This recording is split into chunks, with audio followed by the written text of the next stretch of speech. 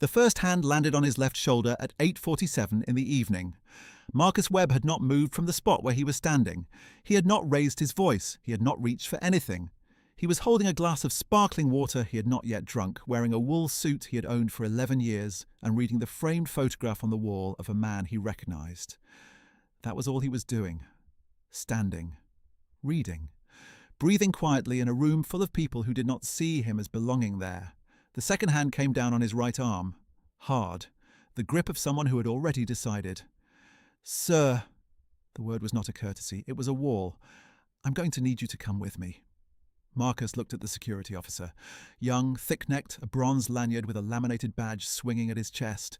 The officer's face held the particular expression of someone performing a duty he expected to be easy. He was not angry, he was not cruel, he was simply certain. What did Marcus do in that moment? What did he say? Before we get to that, you need to understand who was standing in that ballroom, because the story that unfolded over the next 23 minutes would change what that institution understood about itself. And it would begin, as most important things do, not with the man who held the power, but with the one who had already earned it. Let me take you back. 42 years before that ballroom, a woman named Cora Webb sat in a folding chair beside a kitchen table in a rented house on the south side of Cleveland, Ohio, and read out loud to no one in particular. She read the way some people pray, steadily and without expecting an answer, because the act itself was the point. Cora had a 7th grade education, 3 jobs in the same week, and what her neighbours called a peculiar habit of finding things to study. She kept a composition notebook in her apron pocket. She copied sentences from library books onto its pages. She underlined the words she did not know and looked them up on her next day off. She was Marcus's grandmother. He grew up watching her do this. He was 6 the first time he asked her why she wrote things down instead of just reading them. She did not look up from the page. She said, "Because reading is borrowing. Writing is keeping." He was 48 years old on the night the security officer grabbed his arm, and he still thought about that sentence at least once a week. Marcus grew up in that rented house with Cora. His mother worked a shift that began before he woke and ended after he slept. So Cora was the one who walked him to the Cleveland Public Library on Saturdays and sat with him at the long tables while he read. She taught him to take notes the way she took notes, word for word at first, then in his own language as he grew older. She gave him a composition notebook of his own on his 8th birthday, plain black cover, his name written on the inside in her careful hand. And she told him the notebook was not a school assignment. It was a practice. "You keep this," she said. "Not because anyone will grade you, because you need a place where what you know lives." He filled 64 of them over the next 40 years. The library was 3 bus stops from the house, and in winter, the walk from the stop to the entrance was 4 minutes against a wind that found every gap in a coat. Cora made that walk every week she was able for 30 years. She studied whatever was free to study. Architecture, 1 year. Botany, the year after. She read the Encyclopedia Britannica from volume to volume and took notes on what she found worth keeping.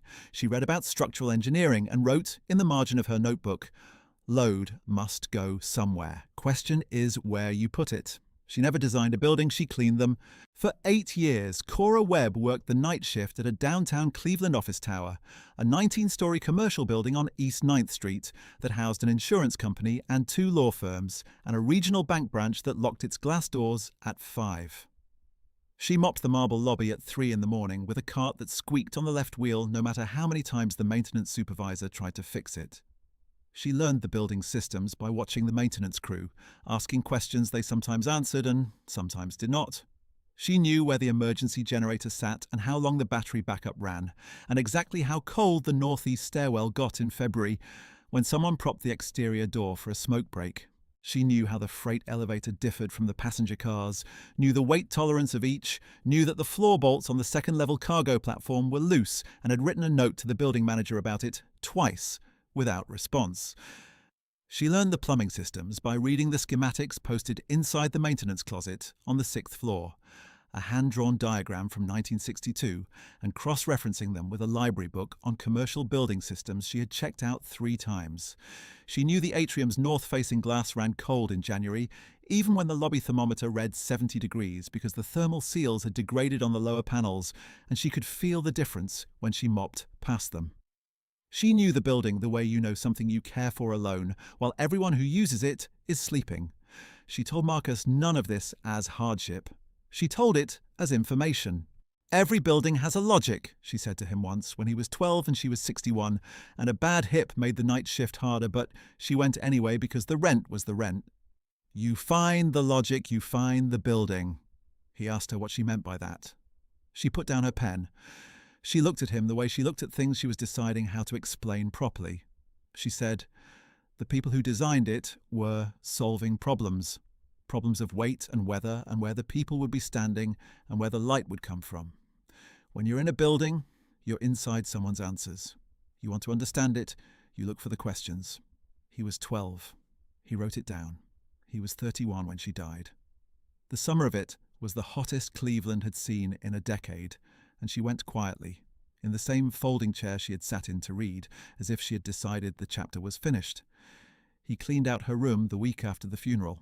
Under the bed, in a cardboard box, held together with electrical tape, were 217 composition notebooks. Not stored, stacked, filled. He sat on the floor and opened the one from the year he was born. Her handwriting covered every page. She had been studying architecture that year. She had sketched rough floor plans of buildings she had cleaned, annotated with notes on load distribution and acoustic behavior. She had copied passages from library books about cantilevers and tension and what happens to a structure when the engineer misunderstands how it will be used over time. At the top of every third page, she had written a question in the same careful hand. What holds the weight? He stayed on that floor for 2 hours reading. He took one notebook from the box. He carried it in his jacket pocket for 17 years. It was in his pocket the night the security officer grabbed his arm. Marcus had entered the formal study of architecture the way Cora had entered the study of everything. Sideways through a door that was open because no one was guarding it yet. He took drafting courses at a community college in Cleveland at 20, working construction during the day to pay for them. He took structural engineering courses by correspondence at 22 because the local university's architecture program had a 5-year wait list and required a portfolio he didn't yet have. He built the portfolio anyway. He worked for a small residential firm in Cleveland from 23 to 26 as a draftsman and then a project coordinator, and he learned the gap between what drawings show and what buildings do when the concrete cures and the steel settles. He relocated to Atlanta at 26 with a suitcase, a letter of conditional employment from a structural design firm, and the quiet certainty that the city was where his work needed to happen. At his first meeting with the senior partner of that firm, a man named Hargrove, he laid out a structural analysis he had prepared for a hypothetical building footprint in a downtown Atlanta block. He had worked on it for 6 weeks in the evenings before the interview. He had identified 3 specific load conditions that typical specifications for that block type would miss, had shown the mathematics, and had proposed solutions on paper with full calculations attached. Hargrove looked at the analysis for 11 minutes without speaking. The office was wood-panelled, certificates on the walls, a scale model of a completed transit station on a shelf behind the desk. Marcus sat across from him and said nothing. He had prepared for this meeting the way Cora prepared for anything she needed to know. He had read everything available, he had written down what he understood, and he had come to the table without claiming anything he could not show in detail. Hargrove turned a page. He said, "Where did you study?" Marcus told him. Hargrove said, He turned another page. He said, "This cantilever solution is unusual. It accounts for thermal expansion differential across a mixed material junction." Marcus said, "Most standard specifications for that building class don't address it. The expansion gap left in typical spec is too narrow. You get cracking at the joint within 7 to 10 years. Hargrove looked at the page a moment longer. He set it down. He said, "All right." He was hired. He passed his licensing examination on the first attempt at 29 with a score in the 94th percentile in structural systems. Hargrove wrote in his annual review that Marcus had an unusual instinct for structural intuition. It was the closest the man would come to acknowledging that he had hired someone who understood certain things more deeply than he did. Marcus left the firm at 31 and founded Webb Structural Associates 3 months after Cora died. He used a portion of her savings, which she had kept in a coffee can in the kitchen cabinet. $5,400 in bills of various sizes, accumulated over decades of night shift work. He did not touch that money for 2 years after her death. When he finally took it to the bank, he carried it in the coffee can and set it on the desk of a loan officer named Patel, who looked at the can without expression and processed the deposit without comment. Marcus kept the can on his desk for 19 years. The firm grew slowly, then with gathering speed. By his 42nd year, Webb Structural Associates employed 11 people and was the kind of firm that other architects called when they had a problem that conventional solutions couldn't solve. When a client wanted something structurally unusual and needed someone who could make the mathematics work without sacrificing the design. He had built a reputation for the specific skill of finding what the standard specification would miss. He had developed this skill the way Cora had developed all of her skills, by going to the library and reading everything that was free to read and writing down what he found. He had designed the Meridian Center for the Performing Arts at 32, the commission coming through a foundation contact who had seen his residential work and wanted something more. He had delivered it on schedule, under the structural budget, with 2 solutions embedded in the specification that the foundation had not known to request. One was the stage floor resonance dampening. The other was the repositioned load-bearing wall. The wall was the one he thought about most. It had been placed 14 inches to the east of the original specification. The contractors wanted the original position. The adjustment added 4 weeks and $17,000 over the structural budget. The foundation's project manager, a methodical man named Bertram, who tracked every line item on a printed spreadsheet and wore the same 3 blazers in rotation, had asked Marcus to justify the change twice. Marcus had shown the load calculations both times precise and complete, with the thermal behavior of the mixed material junction explained in language a non-engineer could follow. Both times Bertram had said, "I see the math. I'm not sure the benefit justifies the cost." Marcus had said, "The light in November will come in at 32 degrees. With the repositioned wall, it reaches the center of the orchestra floor from 9 in the morning until 2 in the afternoon. With the original position, it stops at the edge of the section." Bertram had looked at him over his spreadsheet. "We are building a performing arts centre, Mr. Webb, not a greenhouse." Marcus had said, "I know, but the people who sit in the orchestra section for the 3 o'clock Saturday matinee in November will feel the difference. They won't be able to name it, they'll just feel the room as warmer than expected, and they'll stay a few minutes longer when it's over." Bertram had said, "Put the justification in writing." Marcus had put it in writing. 2 pages, clear language, calculations appended. At the bottom he added 1 sentence. "Light quality is a structural specification. It belongs in the documents." Bertram approved the change. What Marcus had not said, could not say, was that the idea came from a sketch in one of Cora's notebooks. She had been studying the physics of seasonal light that winter, had written about refraction angles and low sun position, had drawn a small diagram of a wall and its shadow at different hours of the day, and had noted at the bottom, "Move the wall, move the light." He found that notebook in the box under her bed. He recognized the principle immediately. He had been working toward it in his own notebooks for years without knowing where he had first learned to see it. The wall was 14 inches to the east because of what she understood before he was born. His invitation to the 20th anniversary gala had arrived 6 weeks earlier on heavy cream cardstock, his name printed in raised type, the foundation's seal embossed at the top. It read, "Mr. Marcus Webb, in recognition of the Meridian Center's 20th anniversary, we invite you as one of the building's founding creative voices to join us for an evening of celebration." He had set it on his desk and looked at it for 10 days. He had other obligations in October. A site review in Savannah, a client presentation, a structural consultation for a historic renovation in the Sweet Auburn corridor that required more time than the schedule allowed. He had placed the gala in the category of optional and moved on. It was his project manager, Celeste, who finally said something. She saw the invitation on his desk and said, "Mr. Webb, is this the Meridian Gala?" And when he confirmed it, she set down the file she was holding and looked at him with the expression of someone pointing out the obvious to a person who has forgotten it applies to them. She said, "You designed that building." He went. He arrived at 8:30. He gave his name at the door to a young woman named Nadia, who smiled and confirmed his name from her tablet and said, "Of course, Mr. Webb. Please come in." He walked to the bar, declined the champagne, accepted the sparkling water, and spent 17 minutes reading the framed photographs on the east wall which documented the building's construction. In one photograph, taken in the second year of construction, he was 30 years old in a hard hat, pointing at something above the camera frame. The caption read simply, "Construction, Year 2." His name did not appear. In the second photograph, he was shaking hands with the Foundation's first executive director on the day the structural certification was filed, a younger man in a suit that fit better than the one he had on now. He stood in front of those photographs when the hands came down. Delgado's name was on the badge Marcus had read in the first moment. He was perhaps 26, built for this kind of work, resolved in his face. He had received a call from his supervisor. A guest had been flagged as not appearing on the verified entry roster. He had found the man standing at the east wall, alone, in an older suit, looking at photographs. Delgado had made his assessment. Delgado had decided. Officer Delgado. Marcus kept his voice even and unhurried. I am a guest of the Foundation. My name is Marcus Webb. I was confirmed at entry, and I have my written invitation here. Sir, your name isn't on our verified roster for this evening.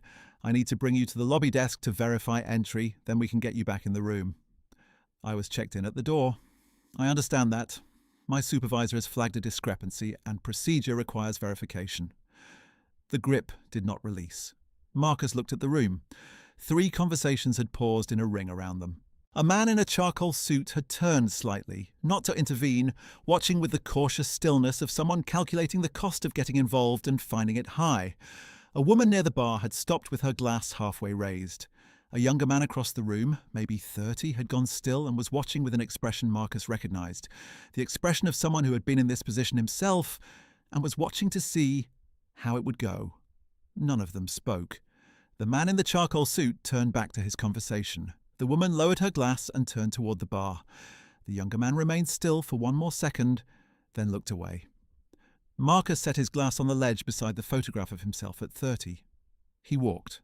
The marble lobby had the specific silence of spaces designed for impressiveness rather than comfort. 4 ornamental pillars, thick as old trees, rose to a ceiling 30 feet overhead. The floor was white Carrara with grey veining, maintained to a reflective polish. High overhead, a chandelier arrangement of brushed brass fixtures illuminated the space with the cool neutrality of light that belonged to no particular time of day or night. The sound of footsteps made precise and audible by stone. An information desk at the centre, a volunteer seated behind it, a woman in her 60s with a name badge and a printed roster, who looked up when Delgado brought Marcus in and then looked carefully at her roster as though something on it required close attention. Delgado led Marcus to the desk and spoke into his radio. A second officer, broader, older, appeared from a side corridor and posted himself without being directed to, 3 feet from Marcus's left. A woman in a dark blazer moved toward them with swift administrative purpose. Her name badge said, Sandra Rice, Event Coordinator. She had the practiced composure of someone trained to move through difficult situations without letting the difficulty show in her face. She looked at Marcus with the neutrality of someone who had already formed her conclusion and was now managing the presentation of it. Sir, she said, we appreciate your patience. There appears to be a discrepancy in our entry documentation. Can you tell me how you came to receive your invitation this evening? It was mailed to me 6 weeks ago. A formal invitation from the Foundation Board. And do you have documentation of that? He reached into his jacket and produced the card. She took it. She examined the embossed seal, the raised typography, spelling out his full name, the Foundation's letterhead. She looked at it long enough that she could not have missed any detail. This does appear to be a valid invitation, she said. He heard the word appear. He had heard it before in different forms, in different rooms. Words that held distance in them. Words that kept the door open for a different conclusion. It is a valid invitation, he said. I understand. However, our verified entry roster, which is the document we use for confirmation this evening, does not include the name Marcus Webb. These invitations were issued by the board, and sometimes administrative irregularities occur between the invitation list and our event roster. If you'll wait here, I'll contact the Foundation's liaison. She turned away and raised her phone. Delgado positioned himself 2 steps from Marcus, not touching. Present in the way that communicated the same thing as touching. The volunteer at the information desk had stopped pretending to look at her materials and was watching openly. Marcus put his hand in his jacket pocket and found the notebook's corner with his thumb. He thought of Cora, at the table, her pen moving, the words she didn't know underlined, waiting for their next day off. He thought of her standing at a library shelf in a winter coat, pulling down the volume she needed, taking it to the table, sitting down without ceremony, beginning. Language is the one thing nobody can repossess. Not the landlord, not the boss, not anybody. It's yours. He stood in the marble lobby. He waited. Inside the ballroom, Everett Cole was in conversation with Patricia Huang, one of the Capital Campaign's significant donors, when Nadia found his elbow. She was not someone who interrupted. He knew that about her. In 2 years of foundation events, she had never once broken his attention at a moment like this. He turned. She said quietly, "Mr. Cole, the gentleman I personally checked in at the door, Mr. Marcus Webb, was taken to the lobby by security about 15 minutes ago. He's at the information desk." Everett Cole went absolutely still. He had been the one to invite Marcus. He had drafted the letter himself 8 months ago. He had ensured Marcus's name was placed on the original invitation list. What he had not done was follow up when the administrative coordinator handling the event roster had been out sick for 11 days in September, leaving the transfer of the invitation list to the venue's verified entry document incomplete. He handed his glass to the surface behind him. He said to Patricia, "Excuse me one moment," and he moved. He came through the double doors into the marble lobby and stopped when he saw the scene. Marcus, standing near the desk, Delgado behind him, Sandra Rice ending a call, the specific arrangement of a situation in progress. He looked at Marcus's face, composed, still, the face of a person who has had a lifetime of practice at keeping what they feel from showing. That stillness moved through Everett like a kind of recognition, and the recognition named exactly what had been done. "Marcus." He crossed the marble quickly. He extended his hand. "I am so sorry." Marcus took his hand. "Everett, there was an error on our guest roster. Administrative. It is entirely on our side, and it has nothing to do with your standing here. You are a guest of this foundation, and you have been from the moment I wrote to you." He turned to Sandra Rice. He did not raise his voice. "Mr. Webb designed the Meridian Center. He is a board-invited guest and a member of our advisory committee. Is there anything further required?" Sandra Rice said, "No, of course not. I apologize for the misunderstanding." Everett returned his attention to Marcus. He said, "Will you come back in?" Marcus was quiet for a moment. He looked at the double doors. He thought about the invitation sitting on his desk for 10 days and Celeste's voice, and the photographs on the east wall and the wall that was 14 inches to the east because of his grandmother's drawing of a shadow. He said, "Yes." They walked through the doors together. The room continued its conversations, but the people nearest the east wall registered the return. They registered who was walking beside Marcus, the specific quality of the way Everett moved through the room with his hand briefly at Marcus's shoulder, the direction they were heading. The younger man across the room, the one who had watched and looked away, now watched again, and this time did not look away. Everett made 4 introductions over the next 15 minutes, and in each one he said the same 4 words. Marcus designed this building, not as background, as the whole story. After each introduction, the person looked at Marcus and then looked, without entirely deciding to, at the room around them. At the ceiling, the panels, the east wall's angle, seeing it as a made thing, seeing the hands behind it. Russell Cho had been a junior staff member on the original construction committee. He was now the Capital Campaign's lead donor. He said to Marcus, "The northwest atrium. I've heard the natural light in that space is the result of a structural choice you made over the contractor's objection." The load-bearing wall on the northwest corner was repositioned 14 inches east of the original spec, Marcus said. The contractors wanted to hold the original position. The adjustment added 4 weeks and additional reinforcement cost. Was it worth it? Walk through that atrium at 10 in the morning on a November day and tell me. Russell Cho looked at him. He said, "I walked through it this morning. I stopped." Marcus said, "November is the best month for it. Low sun angle. Comes in at about 32 degrees.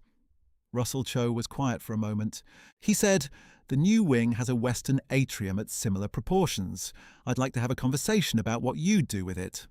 At 9:15, a program officer named Yvette found Marcus near the bar and told him she had used his original specification documents as a teaching case in a continuing education seminar for foundation administrators because she needed an example of someone who solved a problem no one had asked him to solve. You identified stage floor resonance as a variable before anyone on the Foundation's committee raised it, she said. The solution was already in your specification when they noticed it 18 months into construction. He had not thought about that calculation in years. He remembered now. 2 Saturdays, the math spread across his dining table, the notebook open beside it, working through the resonance frequency until the solution was clear. The resonance frequency was within a predictable range once you mapped the load distribution, he said. It wasn't difficult. Yvette said, 543 performances in 20 years, not one complaint about stage vibration. He had not known the number. He held it. At 9:22, Everett moved to the front of the room and said, I want to name someone here tonight whose work is the reason we have a room to celebrate in. Marcus Webb designed the Meridian Center. He designed it 20 years ago when this foundation was young and this building was still a drawing. Every person who has walked through those doors since has been inside something he created. I want that said out loud in this room. The applause was genuine and extended. Marcus stood near the back. He did not raise his hand. He pressed his thumb against the notebook and thought of Cora, writing her question at the top of every third page, reading out loud to no one, keeping the words that other people only borrowed. He had never told anyone where the wall came from. He had never told anyone about the notebooks in the box under the bed, about sitting on her floor for 2 hours reading her handwriting, about the sketch of a shadow and the words, move the wall, move the light. Nobody at this foundation, nobody in this room, nobody on the advisory committee or the capital campaign knew that the building they were celebrating was built on the study of a woman who mopped its lobby every night and never saw her name in any of the paperwork. The room didn't hold that. The plaque beside the entrance didn't hold it. The framed photographs on the east wall didn't hold it. But the light did. Every morning in November when it came in at 32 degrees and reached the center of the floor, and the people in the orchestra section stayed a little longer without knowing why, the building held what she built. That was not nothing. That was, in fact, everything. The applause ended. 3 more people sought Marcus out over the next 40 minutes. A donor from Savannah on the original Capital Campaign Committee. A young associate architect who had written her thesis on the Meridian Center's structural solutions. A board member who, upon learning Marcus was not connected to the new wing's planning process, said directly to Everett, in front of Marcus, that should be corrected immediately. Everett said, I know. It will be. Sandra Rice spent the rest of the evening on the far side of the room. She refilled her water twice. She didn't approach Marcus or Everett. At the end of the night, she told the Foundation's operations director the event had been a great success and submitted her post-event report 3 days later. When the events committee met the following month, her venue was not on the candidate list for the following year. The committee chair made no specific remark when this was noted. It was simply not on the list. Delgado was reassigned to a lower-profile location within the week. His supervisor cited administrative restructuring. There was no formal complaint, no hearing. That is how consequence typically arrives in institutions. Not with confrontation, but with a quiet redrawing of who goes where, a name no longer appearing on certain lists, a door that doesn't open the way it used to. At 10:35, Marcus found Nadia near the entry desk collecting her materials. Tablet in her bag, lanyard folded in her hand. He said, I wanted to thank you for what you did tonight. She looked up.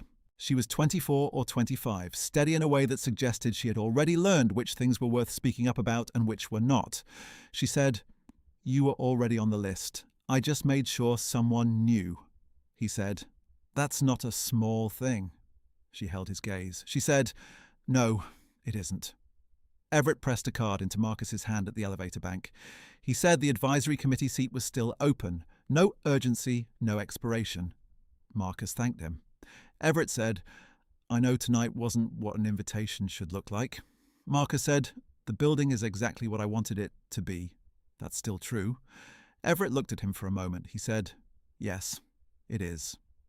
Marcus took the elevator down, alone. The car descended in silence, the floor numbers ticking past on the small illuminated panel above the doors. He watched them. 41, 30, 20, lobby. In the tower's ground floor lobby, the night security guard glanced up from his screen and returned to it without expression. The revolving door turned and Marcus stepped into the Atlanta evening, warm and carrying the specific scent of jasmine from the median planters along the sidewalk. He stood on the pavement and did not move immediately. 41 floors above him, the Gala was still in its closing stages. People were still holding glasses, still exchanging cards, still looking at the room differently than they had looked at it 2 hours ago. Nadia was collecting her materials. Everett was working his way around the room in the way he ended every event. A handshake here, a word there, the practiced close of a man who understood that the last conversation of an evening was as important as the first. Marcus stood on the sidewalk, and none of that was what he was thinking about. He was thinking about Cora's question at the top of every third page. Not as a question about architecture, as a question about everything. He held the notebook through his jacket. There are rooms built on the knowledge of people who will never enter them. Cora Webb knew load distribution and light angles and the logic of structures that held other people's weight. She knew it from books she borrowed on her day off, and notes she kept in a composition notebook, and a night shift that lasted 8 years and never appeared on any building's certificate of occupancy. She never entered the building her grandson's hands put in place from her teaching. She never stood in the atrium on a November morning and felt the light come in at 32 degrees and reach the centre of the floor. She never knew that the sound of her squeaking maintenance cart was the first architecture lesson he ever received.